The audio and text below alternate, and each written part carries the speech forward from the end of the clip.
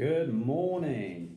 Now, this is the first of what I hope will be a series of videos that I'm going to produce for primarily my A-level and IB economics students who might be in self-isolation or might be in lockdown or might just be revising for their summer exams. I'm going to call it Coffee with Mr. V.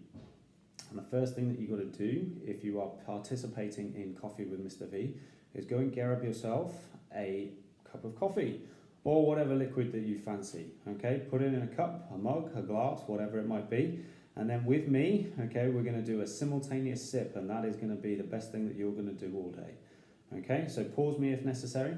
Go and run and grab that cup of coffee. And here we go. Let's have the simultaneous sip.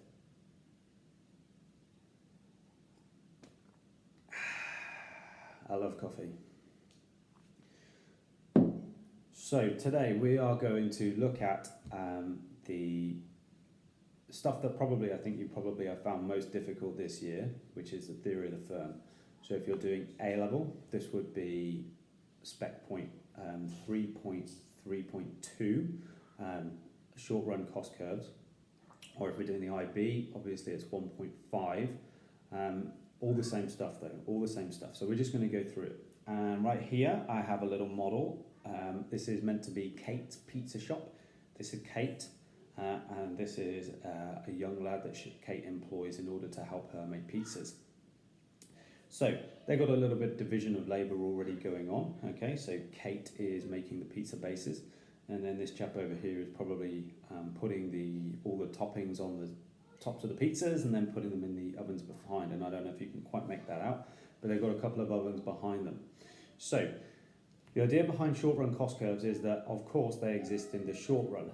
That means that all of the factors of production bar one, or at least one, are fixed. Okay, so in this scenario, the factory space, okay, is fixed. We're not going to increase or decrease the size of the worktop. We've got 2 pizza ovens behind, and we're going to keep that fixed. We can't increase or decrease those.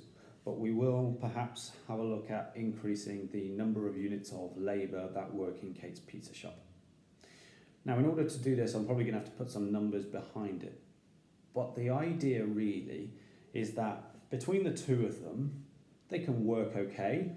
They have a little bit of division of labour going on, but they can't really make a huge amount of output. So if demand suddenly increases for pizzas one night, they're going to have to employ another member of staff. So let's add them in. And if output keeps on, or if demand keeps on increasing, they'll have to employ yet another member of staff. And that's probably fine when we get up to about 4 members of staff. Because as you can see now, I mean, we can break down the division of labour even further. Pizza bases, tomato, cheese, other toppings, runs around the back, puts them in the oven. Okay. But once output starts increasing beyond that, once, popularity of pizzas that night goes mental, she's going to have to employ more people. And where do we quite slot that person in? I'm not sure. And where do we quite slot that person in? I'm not sure. The idea behind this is that once you go above a certain point, once you add that variable resource, in this case labour, once you add labour beyond a certain point, the fact that we have kept the other factors of production fixed acts as a constraint. Okay, actually the production process is now going to slow down, because what's going to happen is these people are going to start getting in each other's way, they're going to start getting mixed orders up, they're going to start bumping into each other once they take the pizzas around to the pizza ovens. The whole production is going to slow down. By the way, if you just heard a noise, that's my daughter. She's watching me as I'm producing these videos. So just to give you some numbers for this, okay, if you want to, you can have a look at these numbers and perhaps draw some graphs using these numbers. But what I've put here is, just with Kate on her own, she might only be able to make 4 pizzas. With a second unit of labour, they can make 10. With a third, 16, a fourth, 23, a fifth, 28, and then a sixth, only 30. And I hope what you notice there is not really the fact that output is increasing. It is increasing all the way along, okay? but it's the difference between the totals, or what you would call the marginal. Okay, the additional output that you can make from an additional unit of labour. So when we increase from 1 to 2, we got an output going from 4 to 10, which means the marginal output is 6. And then again, the marginal output is 6. And then in this one, the marginal output is 7. And what that's saying is,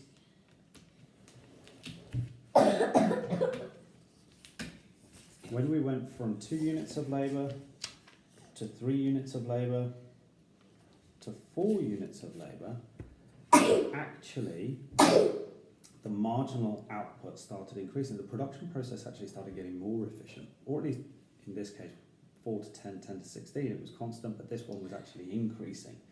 Okay, we actually had increasing productivity or increasing efficiency as we added units of labour. Once we added the 5th, actually we only got an additional output of 5 pizzas, by adding the 5th person, and by adding the 6th person, we only got an additional output of 2 pizzas. So we employed this person here, okay, we employed this person here, but we only got our output going from 28 to 30. They only contributed. It wasn't because they were a particularly poor worker, it was just the fact that the production process was breaking down at that point, so that together they could only make 30, whereas with only 5 of them they could make 28. So this is called the law of diminishing marginal returns. And if you were to define the law of diminishing marginal returns, you would say as output increases, the production process starts to get less efficient, and therefore the marginal output decreases. Now, I'm not going to draw product curves. We can perhaps use that for a different topic, a different video. But what I will look at quickly is all of the short-run costs that come from that. But you need to understand the law of diminishing marginal returns really in order to understand all of the cost curves, because it underpins all of those cost curves that we're going to do. And I've got all of them drawn out, and there's about 10 of them, but they all hinge on that law of diminishing marginal returns.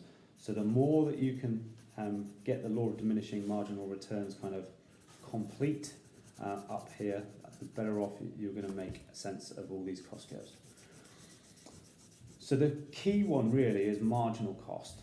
Marginal cost is the cost of each additional pizza. How much did it cost me to make each additional pizza?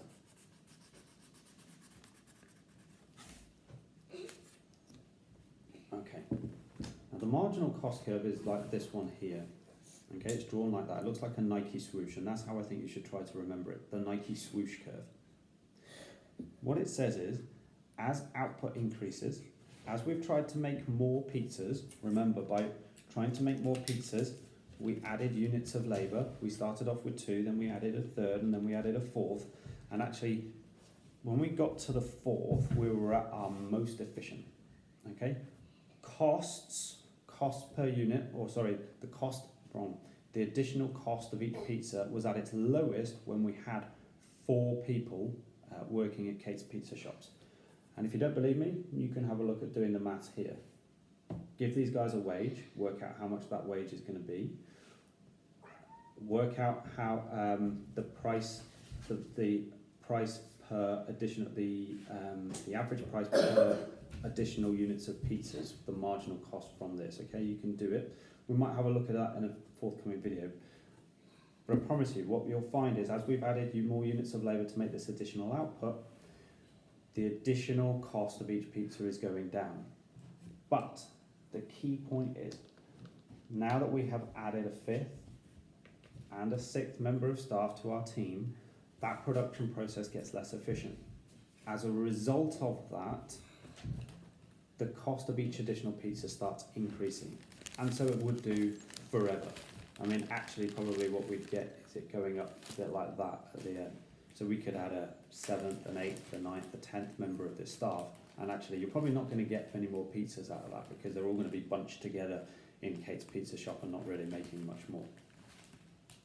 Once we go from marginal costs, then we can start to derive the average cost. There's a number of ways of deriving the average cost, and by the way, I'm talking again about short-run average cost curves here. There's a number of ways of deriving the short-run average cost curve, and this is one of them. you can look at the relationship between marginal and average.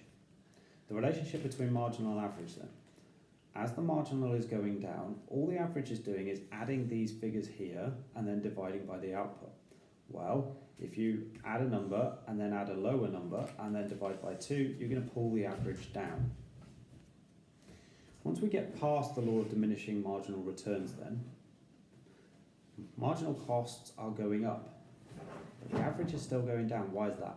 It's because you're adding lower numbers than the average. So if we're adding, if you're adding a number that's lower than the average, that will pull the average down. I mean, there's no simple story that I can tell you about this apart from just it's maths. Put some figures into a calculator and try it for yourself. But let's say the average is 10, and I'm adding some numbers that are below that, 5, 6, 7. Even though they're increasing, that will pull the average down.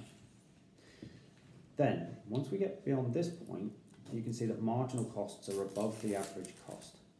So once we're adding numbers now that are higher than the average, this will pull the average up. And so this is why you get this effect. The average cost curve I call the smiley face curve. It looks like a smiley face. It will cut the marginal cost curve at its minimum point. It has to. It's a mathematical certainty. Okay, so you can't fight this, it's just maths. The Nike swoosh curve and the smiley face curve cut each other at the minimum point of the smiley face curve, the average cost curve. And there's your relationship between marginal costs and short run average costs. There is another way of looking at this, or deriving the short run average cost curve and the marginal cost curve, and that's fixed and variable costs. So let's look at fixed costs for a moment. Fixed costs, I hope you'll remember, are the costs that don't change with output. So regardless of how many pizzas they have to make in Kate's pizza shop, they still have some costs that are unrelated to production. Okay, so stuff like electricity, stuff like the rent on her pizza shop, stuff like the interest repayments she has to pay back to the bank for helping her with building the pizza shop in the first place. So regardless of the output, the costs of running Kate's pizza shop, the fixed costs stay the same, and that's why we get that horizontal line. And most of the time students don't really have a problem with kind of remembering that one. It's quite easy to remember. Average fixed costs though, maybe slightly different. So there's the formula, fixed cost divided by quantity. Average fixed cost equal fixed cost divided by quantity. As we add quantity, so the quantity is going up, the denominator is going up, but that one's staying the same. Well, if that one's staying the same and that one's going up, then that one will be decreasing, hence what we get here.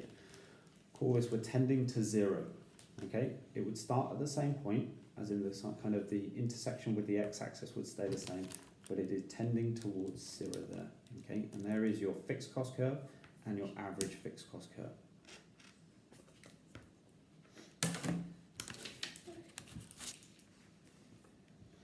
Variable cost then, okay? Variable costs are the costs that do change with output. Now, in a pizza shop, that's really easy to think about because as you make more pizzas, clearly you need more ingredients. I'm going to have a sip of my coffee. So, obvious things like the amount of tomato that you would need, the amount of cheese that you need, the amount of dough to make the pizzas that you would need. Okay, these are really obvious things. Well, again, the law of diminishing marginal returns comes into play here because what this says is, as you increase output from 0 to a certain number, okay, actually the production process gets more efficient. It speeds up, it gets more efficient. So the costs will rise, we need more cheese and we need more tomato, but because we're getting more efficient, actually the cost won't rise quite as fast as the output is rising. So it increases but at a slower rate. However, once we get past the law of diminishing marginal returns, as people start bumping into each other. I remember staff, okay, are a variable cost because we didn't need these 2 members of staff when we were only making 23 pizzas or whatever it was. We had to employ these people to meet our surge in demand, so they were a variable cost. But we're not getting a lot of output from them, so actually our variable costs are now increasing, but they're increasing at an increasing rate. So we have increasing at a decreasing rate and then increasing at an increasing rate. And that's why you get this kind of weird shaped curve okay, which has different gradients all the way along. The law of diminishing marginal returns then is that point where it switches from increasing at a decreasing rate to an increasing at an increasing rate. All right, I suppose it would also have to have the lowest gradient along that line. Average variable cost then, all right, average variable cost just has the formula variable cost, so the variable cost here divided by quantity. Now the way to think about this is that we're increasing quantity all the time, but if you can think about it, we're increasing quantity at a constant rate. So it's always increasing, but at twos, or I don't know, do it by pizza, yeah? So 1 pizza, 2 pizzas, 3 pizzas, 4 pizzas, 5 pizzas, all the way across there. So this one's always increasing. What's happening to variable cost? Well, variable cost is also increasing, but it's increasing at a slower rate.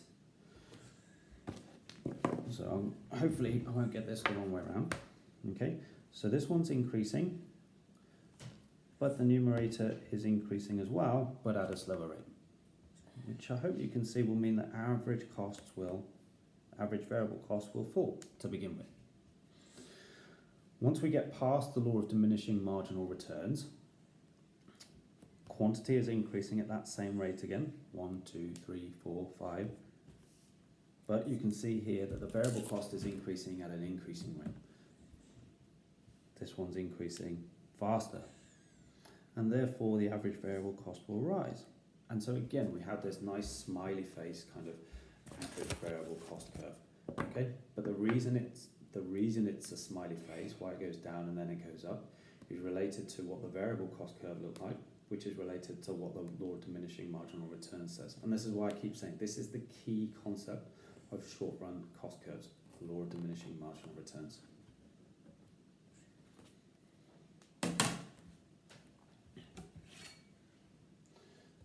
And if you put them all together, this is what you get. You get an average fixed cost curve that tends towards 0. You have a smiley-faced average variable cost curve. I apologise for that rubbing off. That's my big fat fingers. And our short-run average cost curve, so we could call this SRAC, or you might see it in a textbook as ATC, average total cost. All we've done is add average fixed cost and average variable cost together. Now what that means is if you take that point and add it to that point, you should get that point. That's all I've done. If you do all of that, then again, you get that nice smiley face average cost curve. The average variable cost and the average fixed cost now are getting close together. That's because you're not really adding much here. Okay, average fixed costs are tending to 0.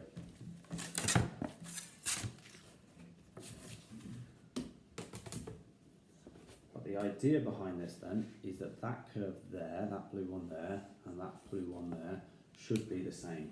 Well, they are the same. I've just come at it from a slightly different way in both scenarios, just so you could see two different ways of actually deriving the short-run average cost curve. Okay? Another thing to think about is just that total cost curve. Okay, the total cost curve is just the addition of the fixed cost and the variable cost, which we derived earlier. Okay, added together, so it's a parallel movement upwards because you're just adding the same fixed cost every time. And again, just remember that we went from increasing at an increasing rate to increasing at a decreasing rate to increasing at an increasing rate, that law of diminishing marginal returns. That will hold for the total cost curve as well. For those of you that can or are interested in it, all right, there is a mathematical relationship between total costs and marginal costs, all right. Marginal cost is the derivative of total costs. So if you somehow knew the linear function of that total cost curve, you could differentiate it, dy over dx, and you would find the marginal cost curve. To say that a different way, marginal cost simply plots the gradient of that total cost line there, increasing but at a decreasing rate. So it's positive. Sorry, I realise that I haven't labelled the axes here. All right. It's a positive gradient, but it's decreasing, all right? Marginal cost just plots the gradient of the total cost curve. Increasing at a decreasing rate, so positive but decreasing, and now we are increasing at an increasing rate. Again, we're positive, but we're increasing. Marginal cost just plots the gradient of the total cost curve, it's the derivative. if fixed costs for some reason increased and then total cost had to move up to there, that doesn't affect the marginal cost curve because the gradient has stayed the same. Even though we've moved upwards along the y-axis, along the cost axis, marginal cost would stay the same. So that's a really interesting point there as well, okay? Marginal costs don't take into account fixed costs. So, if you're doing the A level, what I've just done is I've been through 3.3.2, all of the different costs, and hopefully you're happy now with how they're all derived, how they're all linked back to the law of diminishing marginal returns, the formulas for a lot of them, and how they all fit together. If you're doing the IB, similarly, this is the section called costs of production in the short run. I've explained what the short run is. We'll do the long run next time. We've talked about fixed factors and variable factors of production. When we talked about fixed costs and that was fixed costs and variable costs. Actually, if we're talking about fixed factors and variable factors, we're going back to the fact that, you know, the fixed worktop, the capital machines behind, and then these guys being the variable factors of production. We've looked at total cost, marginal cost, and average cost. We've got the diagram, we know the relationships. And the only thing for you is that you would definitely need to be able to do this through, in a paper 3, you would definitely need to do this with costs given to you, that you would either be able to add them together or work out the relationship of the lines from cost curve, and you should be able to draw the diagrams and read off those lines on a graph. Okay? Right, hopefully that helps, and hopefully you found that this was a worthwhile video, and I will see you next time. Cheers. Can I watch the video?